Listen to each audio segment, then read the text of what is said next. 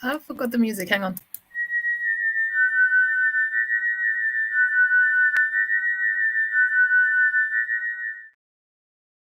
There you go. Now that is the proper beginning. Welcome to this week's Police Science Snippets.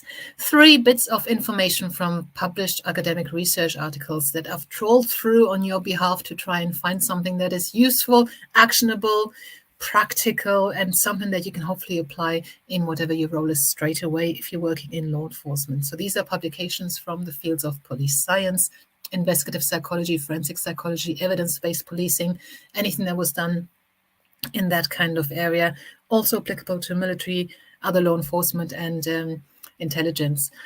So every week I go online and read them out and try and put a little bit of context around them, or post some questions that maybe were raised in my mind when I read through the information that was posted about the article.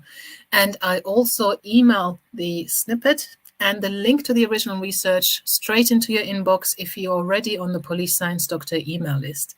If you are not already on the Police Science Doctor email list, you can join anytime for free. You can also leave anytime for free. Just Google Police Science, go to policesciencedoctor.com or policesciencedr.com, and you can enter your details, name and email address into the field, into the form that pops up, or you'll find it at the bottom of each page. So the first snippet for this week is about security versus police in schools. Recent policy changes in a number of states and political pressures resulting from acts of mass violence have led policymakers to face decisions between the use of police school resource officers, SROs, so these are police officers, and security guards, either police or security guards. In contrast to the police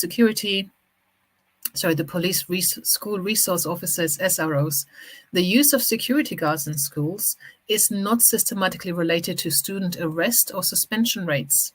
The findings suggest that non-sworn security guards may provide a form of security personnel that minimizes the criminalization of students relative to the police personnel. So it's very important to avoid criminalization of young people. If we can possibly keep them out of the criminal justice system, that would be great, because if we put young people into the criminal justice system, we are dooming them to a life of heightened risk of reoffending, and that's exactly the opposite of what we're trying to do. So if we can avoid criminalization by having non-police deal with them in these as security guards in these contexts, in these settings, I assume this was done in the USA, that actually helps to avoid getting them into the criminal justice system. They weren't talking here about many other outcomes, but I thought that was quite interesting and relevant to you. The second snippet for today is about police attire and the perception. Participants perceived officers as more effective and procedurally just when the officers were wearing uniform as opposed to civilian attire. Officers were perceived as most procedurally just when wearing the high visibility vest in the context of a roadblock. However, wearing the vest exhibited negative effects for perceptions of effectiveness relative to the standard uniform in the reactive crime context, for example, burglary and siege. So they looked at how procedurally just the police appear based on whether they're wearing uniform or whether they're wearing civilian dress. So this is the only thing they looked at. And when they were wearing uniform, the officers were perceived as more procedurally just. What they didn't cover was something that I haven't investigated myself, and I haven't seen research on this, but I have wondered if you might get more information and if you might find it easier as a member of the public to build up some kind of rapport and a relationship and some kind of comfort with a police officer if they're not in uniform. So I have wondered if the uniform might prohibit a little bit of disclosure, but that's not what they were measuring here. So this was just looking at the perception of procedural justice, and that is higher with uniform. Also, if you're wearing a high-vis yellow vest, you're perceived as more procedurally just, especially in the context of a roadblock. However, not so much when you're actually responding to an incident like burglary, for example. Then it was maybe a little bit of overkill. So just to put this into context. The third one is about rape records and reports. Significant numbers of rapes recorded by the police are not the result of a victim survivor making a formal report that they have been raped and or that they're seeking a police investigation.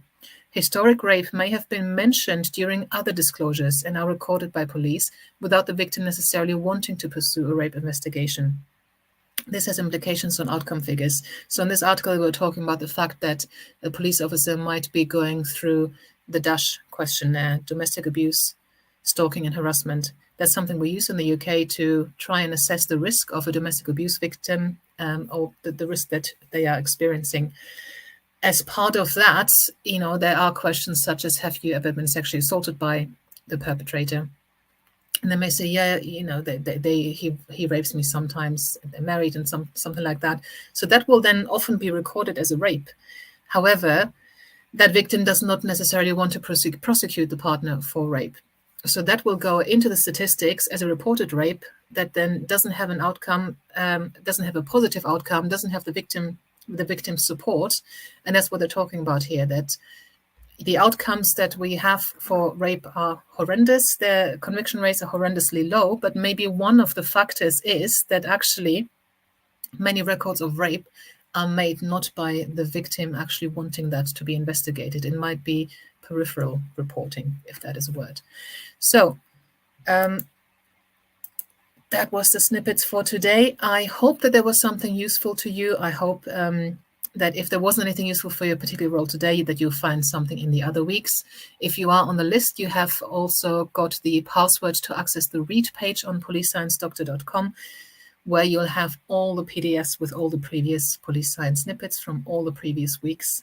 So knock yourself out, and I'll see you again next week. Until then, let me find the outro. Bye-bye. There it is. Thank you for watching. I hope you found this content useful. You can get access to each episode's transcript with key learning points, timestamps, and references if you get yourself onto my mailing list.